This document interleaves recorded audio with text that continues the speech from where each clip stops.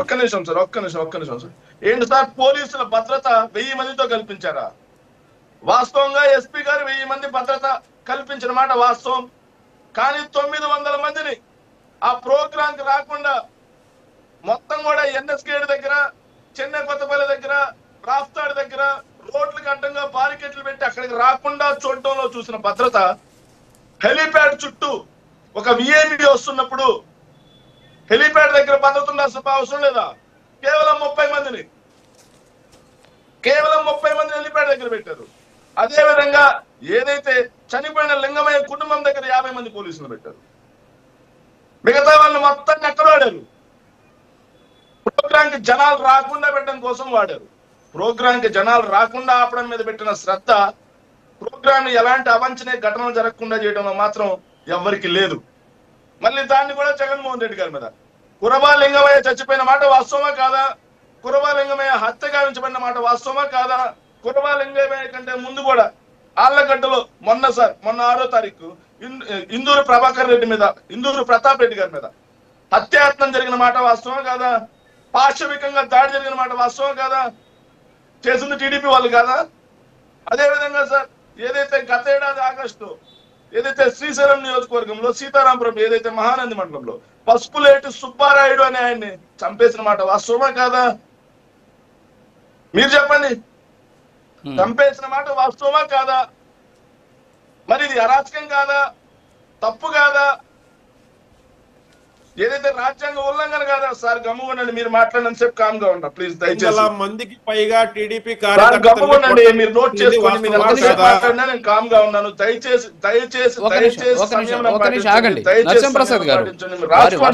చనిపోయిన మాట వాస్తవమా కాదా?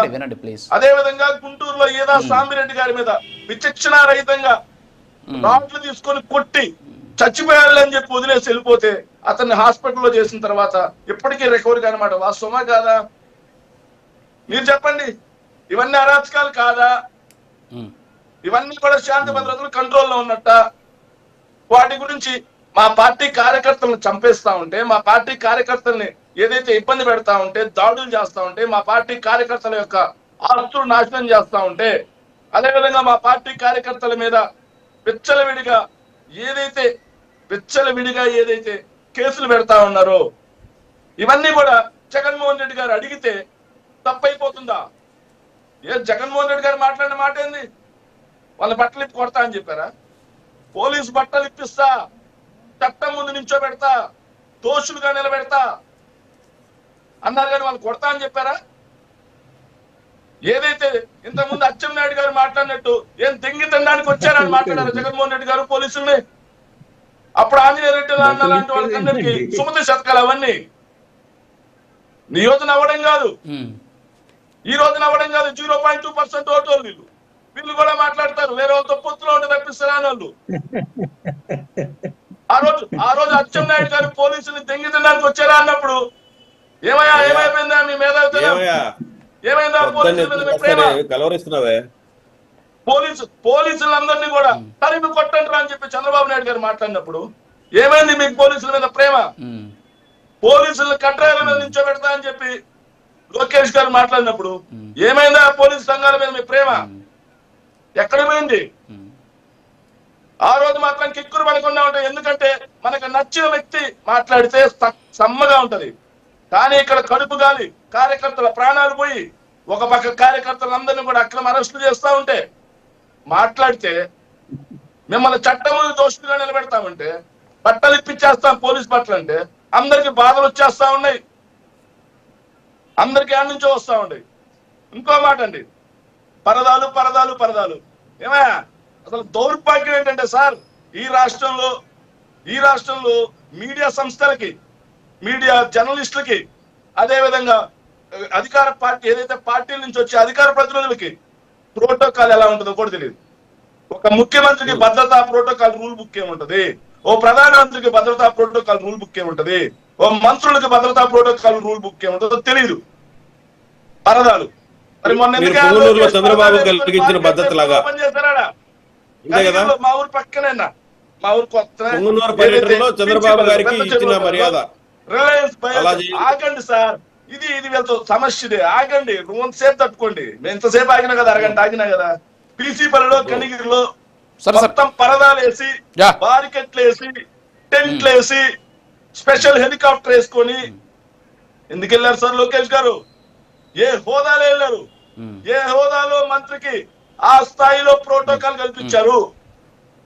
అదే విధంగా నిన్న ఏదైతే అదే విధంగా పవన్ కళ్యాణ్ గారు ఆగండి సార్ 1 minute సార్. అదే విధంగా పవన్ కళ్యాణ్ గారు నిన్న మొన్న ఏదైతే విశాఖ నుంచి వెళ్తా ఉంటే ఏ స్థాయిలో ఏం ప్రోటోకాల్ ఉందని ట్రాఫిక్ ఆపేశారు. ఏదైతే as per protocol rule book ప్రకారం ట్రాఫిక్ ఆపాల్సింది ఎవరికండి? ఒక చీఫ్ జస్టిస్ కి, హైకోర్టు రాష్ట్రానికి సంబంధించి, లేదంటే గవర్నర్ కి, లేదంటే ముఖ్యమంత్రి గారికి, వీళ్ళు ముగ్గురికే.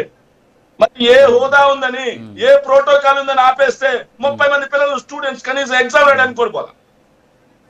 మీకు మాత్రం లేని భద్రత, లేని ప్రోటోకాల్స్ తెచ్చి పెట్టుకొని అదేంటో రాజ్యాంగబద్ధమైనట్టుగా, అది మీ హక్కు అయినట్టుగా మాట్లాడతారు.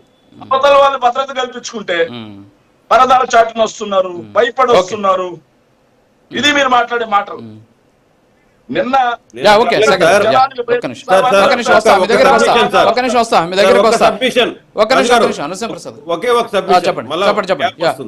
చెప్పండి. ఇప్పుడు పరదాల చాటును వస్తున్నారు అనలేదు నేను. గత 5 ఏళ్లలో పరదాల చాటు ఉన్న మీకు ఈ రోజు ప్రజలకు గుర్తుకొచ్చారా అని అడుగుతున్నాను.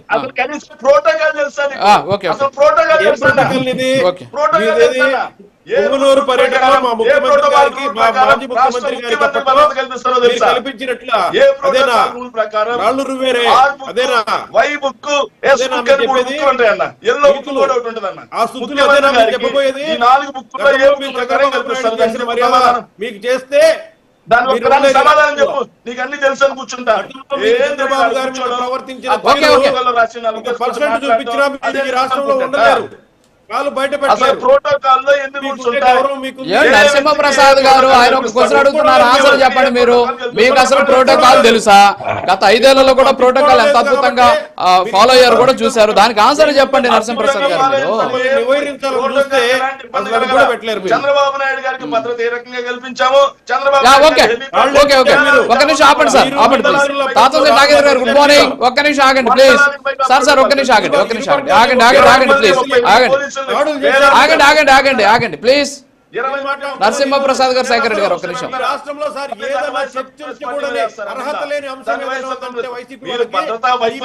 ఒక్క నిమిషం సార్ ఆగండి, టైం వేస్ట్ అవుతుంది ప్లీజ్. ఇంకా ఉన్నారు మాట్లాడే వాళ్ళు, ప్లీజ్ ఆగండి.